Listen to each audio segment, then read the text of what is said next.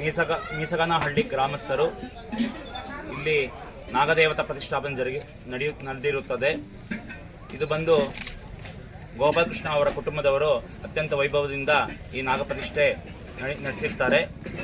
ನಮ್ಮದು ಬಂದು ರಾಮಸಮುದ್ರ, ಆಂಧ್ರ ಪ್ರದೇಶ. ನಮ್ಮ ತಂದೆಯವ್ರದ್ದು ತಿನ್ಲಿ ಗ್ರಾಮ. ನಾವು ಚಿಕ್ಕವರಿದ್ದಾಗ ರಾಮಸಮುದ್ರಕ್ಕೆ ನಾವು ಹೊರಟ್ಬಿಟ್ಟಿದ್ದೀವಿ. ನಮ್ಮ ಪೂರ್ವಜರ ಅನುಬಂಧನೋ ಏನೋ ಗೊತ್ತಿಲ್ಲ ನಮಗೆ. ಇಲ್ಲಿ ಬಂದು ಈ ನಾಗ ಪ್ರತಿಷ್ಠೆ ನಾವು ಮಾಡಿರ್ತೀವಿ. ಇದು ಅತ್ಯಂತ ಪುರಾತನವಾದ ನಾಗ ಪ್ರತಿಷ್ಠೆ.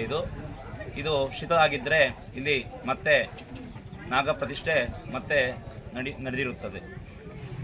ಏನೇನು ಪೂಜಾ ನಿನ್ನೆಯಿಂದ ಇಲ್ಲಿ ನಿನ್ನೆ ಸಾಯಂಕಾಲ ಗೋಧೋಳಿ ಲಗ್ನದಲ್ಲಿ ಗೋಪೂಜೆ, ಗಂಗೆ ಪೂಜೆ, ಮಹಾಗಣಪತಿ ಪೂಜೆ, ಶುದ್ಧಿ ಪುಣ್ಯಾಹ ವಾಚನ, ಕಳಶಾರಾಧನೆ, ಜಲಾದಿವಾಸ, ಧಾನ್ಯಾದಿವಾಸ, ಛಾಯಾದಿವಾಸ, ಪಿಂಡಿಕಾ ಸ್ಥಾಪನೆ, ಮತ್ತೆ ಬೆಳಿಗ್ಗೆ 5 ಗಂಟೆಯಿಂದ ಕಳಶಾರಾಧನೆ, 6:15ರಿಂದ 7:15 ಗಂಟೆಯೊಳಗೆ ವೃಶ್ಚಿಕ ಲಗ್ನದಲ್ಲಿ ಪ್ರಾಣ ಪ್ರತಿಷ್ಠೆ ನಡೆದಿರುತ್ತದೆ. ಮತ್ತೆ ಕಳಾ ಹೋಮಗಳು ಎಲ್ಲ ನಡೆದಿರುತ್ತದೆ.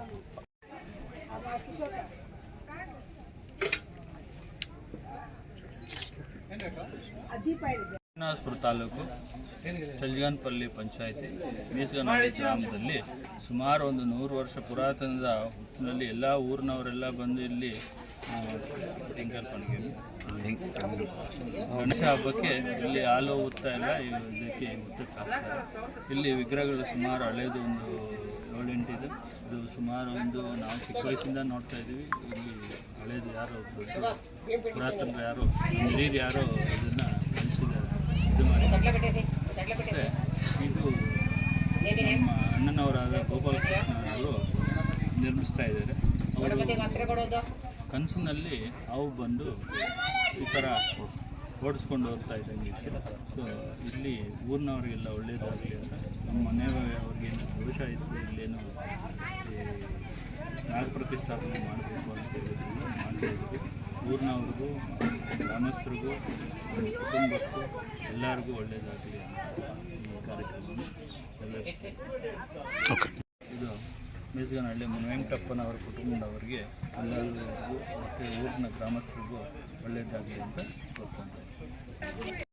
ಶ್ರೀನಿವಾಸಪುರ ತಾಲೂಕು ಮೀಸಗನಹಳ್ಳಿ ಗ್ರಾಮ, ಚಲ್ಜಗಾನಹಳ್ಳಿ ಪಂಚಾಯತಿ ಮೀಸಗನಹಳ್ಳಿ ಗ್ರಾಮ. ಇಲ್ಲಿ ಒಂದು ಪುರಾತನ ಕಾಲದ ಹುತ್ತ ಇತ್ತು. ನಮ್ಮ ಜಮೀನಲ್ಲಿ ನಾಗರಕಲ್ಲಿತ್ತು. ಒಂದು 5-6 ತಲಾಂತರ ಹಿಂದೆ ಇಲ್ಲಿ ಊರೆಲ್ಲ ಬಂದು ಪೂಜೆ ಮಾಡ್ತಾಯಿದ್ರು. ತೆಂಗಿನ ಗಣೇಶ ಹಬ್ಬಕ್ಕೆ ಇಲ್ಲಿ ಊರೆಲ್ಲ ಬಂದು ಫಸ್ಟಿಗೆ ಪೂಜೆ ಮಾಡಿಕೊಂಡು ಆಮೇಲೆ ಮಿಕ್ಕಿದ ದೇವರಿಗೆಲ್ಲ ಪೂಜೆ ಮಾಡೋದು. ಆಮೇಲೆ ನನಗೆ ಚಿಕ್ಕ ವಯಸ್ಸಿಂದ ಕನಸಕ್ಕೆ ದೊಡ್ಡ ಹಾವು ಬರ್ತಾಯಿತ್ತು. ಈಗ ಈ ವರ್ಷದಿಂದ ನಮ್ಮ ಮನೆಯವ್ರಿಗೂ ಬರ್ತಾಯಿತ್ತು.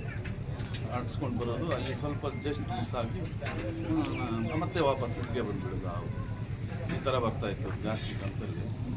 ಆಮೇಲೆ ಈ ಹುತ್ತದಲ್ಲಿ ಬಂಗಾರ ಬೆಳ್ಳಿ ಹಾವುಗಳು ನಾಟ್ಯ ಆಡೋದು ತುಂಬ. ಆಮೇಲೆ ಶಿವ ಒಂದು 50 ಅಡಿ ಆಯಪ್ಪ ನಾಟ್ಯ ಆಡೋದು, ಈಶ್ವರ ಈ ಥರ ಬರ್ತಾಯಿತ್ತು. ಆಮೇಲೆ ಇದು ಮಾಡಬೇಕು ಅಂತ ನಾವು ಅಂದ್ಕೊಂಡಿದ್ವಿ. ಒಂದ್ಸಲಿ ನಾನು ಅಡ್ವಾನ್ಸು ಮಾಡಿದೆ, ಇದು ನಾಗರಕಲ್ಲು ಇದು ಮಾಡಿಸೋಣ ಅಂತ. ಆಗಲಿಲ್ಲ. ಆಮೇಲೆ ಬೆಂಗಳೂರಿಗೆ ಮದುವೆ ಆಗಿ ಬೆಂಗಳೂರಿಗೆ ಹೋದೆ. ಅಲ್ಲಿಂದ ಜಾಸ್ತಿ ಆಯಿತು ಕನ್ಸಲ್ಲಿ ಬರೋದು. ಆವಾಗ ಈ ಹಳ್ಳಿ ಮರನೂ ಬೇವಿನ ಮರ ಬಂದು ನೆಟ್ಟಿದ ಮೇಲೆ ಅವತ್ತಿಂದ ಆಮೇಲೆ ಇದು ಕಟ್ಟೆ ಮಾಡಬೇಕು ಅಂತ ತುಂಬ ದಿವಸದಿಂದ ಪ್ರಯತ್ನ ಮಾಡಿ ಅದು ಆಗಲಿಲ್ಲ. ಈ ನಡುವೆ ಇದು ಗೊರವನಹಳ್ಳಿ ಲಕ್ಷ್ಮೀ ದೇವಸ್ಥಾನಕ್ಕೆ ಹೋಗಿ ಅಲ್ಲಿ ಆದಿನಾಗ ದೇವಸ್ಥಾನ ಅಲ್ಲಿ ಕೈ ಮುಗಿಸ್ಕೊಂಡು ಒಂದು ಬೇಗ ಕೆಲಸ ಆಗೋ ಥರ ಆಗಬೇಕು ಅಂತ. ಬೆಂಗಳೂರಲ್ಲಿ ಇದ್ರೂ ಇರೋಕ್ಕಾಗಲ್ಲ, ಇಲ್ಲಿ ಬಂದು ಕೆಲಸ ಮಾಡಬೇಕು. ಆಮೇಲೆ ಬಂದು ಇಲ್ಲಿ 20-25 ದಿವಸ ಒಂದು ತಿಂಗಳು ಇಲ್ಲೇ ಇದ್ದು ಕೆಲಸ ಮಾಡಿ ಇವಾಗ ಈ ದೇವರ ಪ್ರತಿಷ್ಠಾಪನೆ ಮಾಡಿದ್ದೀವಿ. ನಮ್ಮ ಮನೆಗಳಲ್ಲೂ ಸ್ವಲ್ಪ ತೊಂದರೆಗಳೆಲ್ಲ ಇವಾಗೆಲ್ಲ ಒಂದು ಒಟ್ಟು ಸೇರಿದ್ದೀವಿ ಈ ಪೂಜೆಯಲ್ಲಿ.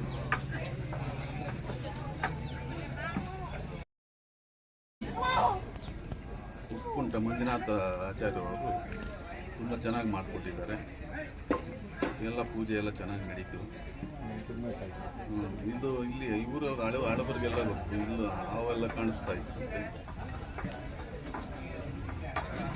ನಮ್ಮದು ಮೀಸ್ಗಾನಹಳ್ಳಿ. ನಾವು ಪುರಾತನದಿಂದ ಇಲ್ಲಿ ಹುಟ್ಟಿತ್ತು. ಹುಟ್ಟು ಯಾರೋ ಇಲ್ಲಿ ಇದು ಬಂದು ಒಂದು ಲಾರಿ ಬಂದು ತೆಗೆದುಕೊಂಡು ಬಿಟ್ಟಿತ್ತು. ಆ ಲಾರಿಯವರು ಬಂದು ಇಲ್ಲಿ ಇದು ಮಾಡಿದ ತಕ್ಷಣ ಅಲ್ಲೇ ಕಾಣಿಸ್ಬಿಟ್ಟಿದೆ ಅವ್ರಿಗೆ. ಅವ್ರು ಭಯ ಬಿಟ್ಟು ಬಿಟ್ಟೋದ್ರು. ಆವತ್ತಿಂದನೂ ಚೆನ್ನಾಗಿ ಪೂಜೆ ನಡೆಯುತ್ತೆ.